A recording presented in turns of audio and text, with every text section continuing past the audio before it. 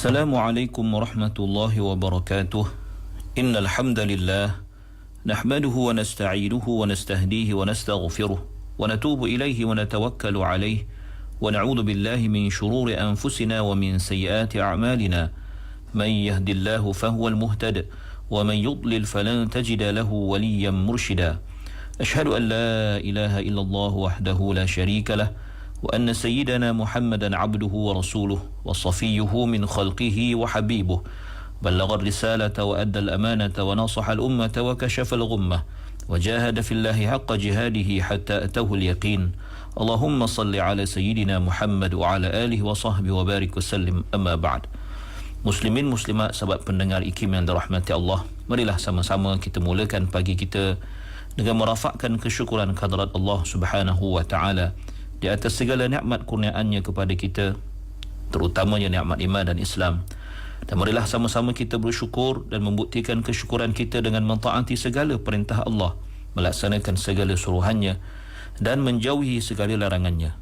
Mudah-mudahan Allah Subhanahu wa taala sentiasa memberikan taufik dan hidayah kepada kita, menerima segala amal ibadah kita, mengampunkan segala dosa, kesalahan dan kesilapan kita, dan mudah-mudahan Allah golongkan kita dalam kalangan hamba-hambanya yang bersyukur. Muslimin muslimat yang dirahmati Allah, kita berada pada ayat yang ke-103 daripada surah An-Nisa. Allah berfirman, A'udzu billahi minasy syaithanir rajim. فَإِذَا قَضَيْتُمُ الصَّلَاةَ فَاذْكُرُوا اللَّهَ قِيَامًا وَقُعُودًا وَعَلَى جُنُوبِكُمْ فَإِذَا اطْمَأْنَنْتُمْ فَأَقِيمُوا الصَّلَاةَ إِنَّ الصَّلَاةَ كَانَتْ عَلَى الْمُؤْمِنِينَ كِتَابًا مَوْقُوتًا. Yang bermaksud, kemudian apabila kamu telah selesai mengerjakan salat, maka hendaklah kamu menyebut dan mengingati Allah semasa kamu berdiri atau duduk dan semasa kamu berbaring. Kemudian apabila kamu telah merasa tenteram, yakni berada dalam keadaan aman, maka dirikanlah salat itu dengan sempurna sebagaimana biasa. Sesungguhnya salat itu adalah suatu ketetapan yang diwajibkan atas orang-orang yang beriman yang tertentu waktunya.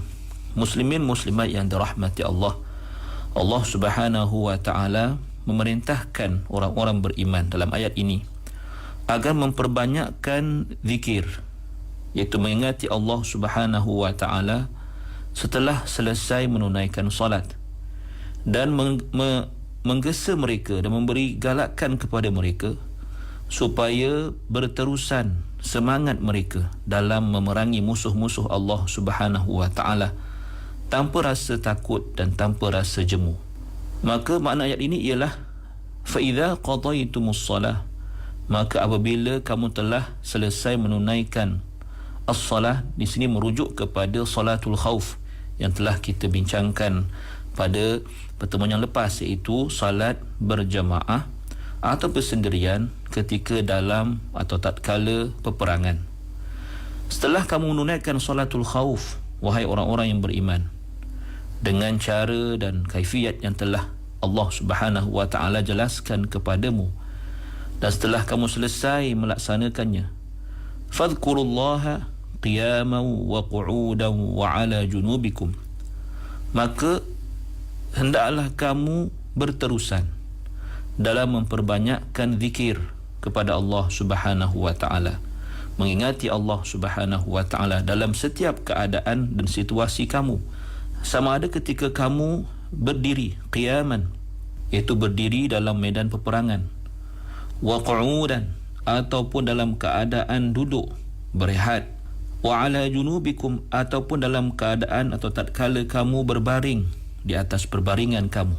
Kerana zikrullah itu, mengingati Allah Ta'ala itu, meliputi segala perkataan ataupun perbuatan yang mendatangkan keridaan Allah Subhanahu wa taala, dan ia merupakan ibadah yang bersifat konsisten, yang berterusan, kerana dengannya, dengan zikrullah itu, hati dan jiwa akan menjadi suci, akan menjadi lapang, dan akan menjadi tenang.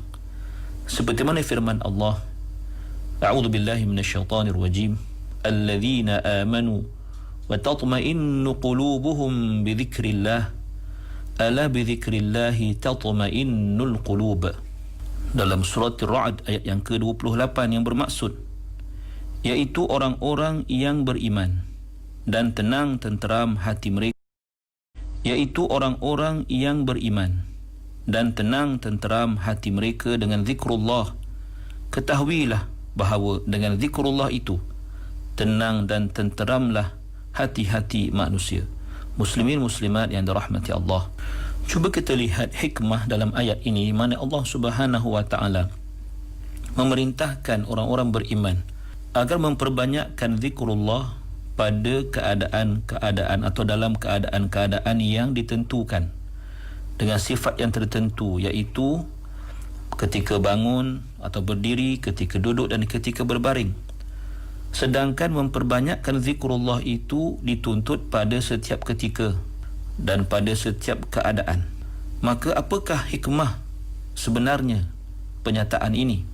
Jawapannya ialah kerana manusia itu, insan itu, ketika dalam keadaan ketakutan dan ketika dalam keadaan bertentangan dengan musuh-musuh Allah Subhanahu wa taala, ketika itulah insan tersangat berhajatkan kepada pertolongan Allah Subhanahu wa taala, kepada sokongan Allah dan bantuan Allah Subhanahu wa taala. Maka bertadarru', merendahkan diri kepada Allah dengan berdoa, dengan zikrullah dalam keadaan-keadaan itu, tatkala peperangan itu adalah terlebih utama, terlebih dimahukan dan dikehendaki kemakbulan daripada Allah Subhanahu wa taala. Seperti mana firman Allah yang berbunyi, A'udzu billahi minasyaitonir rajim, ya ayyuhalladzina amanu idza laqitum fi'atan fathbutu wadhkurullaha katsiran la'allakum tuflihun.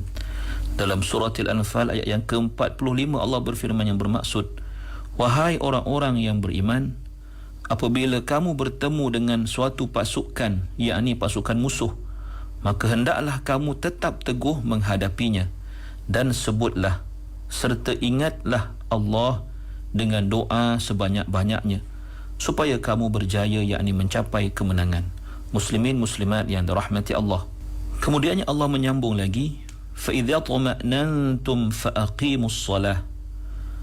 Bermaksud, maka apabila hati-hati kamu telah menjadi tenang daripada ketakutan dan kamu berada di rumah kamu, di tempat tinggal kamu setelah selesai peperangan, maka hendaklah kamu berterusan dalam mendirikan solat dengan atau dalam keadaan yang sepatutnya dilakukan sebelum keadaan ataupun sebelum berlakunya peperangan. Bermaksud, kerjakanlah solat seperti mana biasa, sempurnakanlah rukun-rukunnya, syarat-syaratnya, adab-adabnya, termasuklah kekhusyukannya. Dan Allah berfirman lagi, inna salata kanat 'alal mu'minina kitaban mawquta. Sebagai suatu pengakhiran dalam ayat ini membawa maksud untuk menegaskan perintah yang terdahulu, iaitu perintah memelihara solat. Bermaksud sesungguhnya solat itu telah difardukan ke atas orang-orang yang beriman dengan suatu tempoh masa tertentu yang tidak sewajarnya dilangkau ataupun tidak sewajarnya diabaikan. Bahkan hendaklah ditunaikan solat itu dalam waktu-waktu yang telah ditentukan, sama ada ketika bermusafir atau tidak bermusafir, sama ada ketika dalam keadaan aman ataupun dalam keadaan peperangan. Adapun maksud kitab mawquta, kitab di sini bermaksud maktub, sesuatu yang telah ditentukan. Al-mawquta iaitu al-muhaddad bi awqat, iaitu sesuatu yang telah ditentukan, ditetapkan dengan suatu ketetapan berasaskan masa tertentu. Al-Imam Ibn Jarir At-Tabari menyatakan bahawa makna yang lebih utama dalam memahami ayat ini ialah mengatakan bahawa sesungguhnya solat itu telah diwajibkan ke atas orang-orang yang beriman sebagai suatu kefarduan yang telah ditentukan waktunya, iaitu waktu wajib dikerjakannya. Maka Allah Subhanahu wa taala telah menetapkan dan menegaskan dalam hujung ayat ini kefarduan solat dan kewajipan dalam menunaikannya pada waktu-waktunya yang telah ditentukan dengan kalimah inna yang membawa maksud litakid, iaitu menegaskan sesuatu, dan juga dengan kanat juga membawa maksud sesuatu yang berterusan, yang konsisten dan tidak berubah-ubah. Sementara pada frasa alal mu'minin, ke atas orang-orang beriman, membawa maksud atau membawa makna suatu yang perlu dijadikan perbuatan yang berterusan dan wajib diikuti, al-ilzam wal hatmiyah. Kerana semua itu adalah perintah Allah agar orang-orang beriman menjaga salat, memelihara salat dengan penjagaan yang bersungguh-sungguh, tanpa gagal, tanpa dilalaikan oleh apa jua urusan yang lain, atau tanpa ia dihalang atau disebabkan oleh sesuatu yang akan menggagalkan seseorang mukmin itu dalam mengerjakan solatnya dalam waktunya dan dengan kaifiat dan cara yang sewajarnya. Muslimin muslimat yang dirahmati Allah. Seterusnya Allah berfirman dalam ayat yang ke-104 daripada surah An-Nisa yang berbunyi, A'udzu billahi minasyaitonir rajim. ولا تهنوا في ابتغاء القوم إن تكونوا تألمون فإنهم يألمون كما تألمون وترجون من الله ما لا يرجون وكان الله عليما حكيما. Yang bermaksud, dan janganlah kamu lemah, yakni hilang semangat dalam memburu musuh yang menceroboh itu. Kerana kalau kamu menderita sakit, yakni luka ataupun mati, maka sesungguhnya mereka pun menderita sakitnya seperti penderitaan kamu.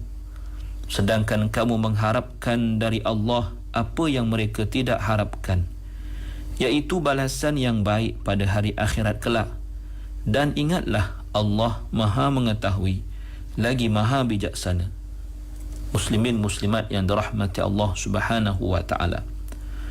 Ayat ini Allah menegaskan suatu bentuk galakan, suatu bentuk gesaan, iaitu gesaan dalam meneruskan perjuangan memerangi musuh-musuh Allah Subhanahu wa taala dengan penuh kesabaran dan penuh keazaman. Kerana itu Allah berfirman, wala tahinu fi ibtigha'il qaum. Kalimah tahinu di situ bermaksud daripada kalimah al-wahn, iaitu bermaksud lemah atau kecewa atau hilang semangat. Maka di situ asal kalimah ataupun maksud kalimah tahinu. Dan fi ibtigha'il qaum, ibtigha' bermaksud mendapatkan. Maka ayat ini bermaksud, dan janganlah kamu wahai orang-orang beriman merasa lemah, merasa hilang semangat dalam mendapatkan, yakni memburu musuh-musuh Allah Subhanahu wa taala. Jangan ada langsung sesuatu yang menyebabkan kamu merasa lemah, merasa kecewa, merasa duka cita dan sebagainya. Dan jangan kamu terjejas disebabkan oleh kesakitan atau penderitaan sehingga menggagalkan usaha kamu dalam memerangi musuh-musuh Allah, sehinggalah Allah menyempurnakan pertolongan dan kemenangannya kepada kamu. Maka apakah hakikat sebenarnya Allah ingin nyatakan kepada para pejuang agama Allah Ta'ala ini? InsyaAllah akan kita sambung dalam pertemuan yang akan datang. Aqulu qawli hadha wa astaghfirullahal azim li wa lakum Wassalamualaikum warahmatullahi wabarakatuh.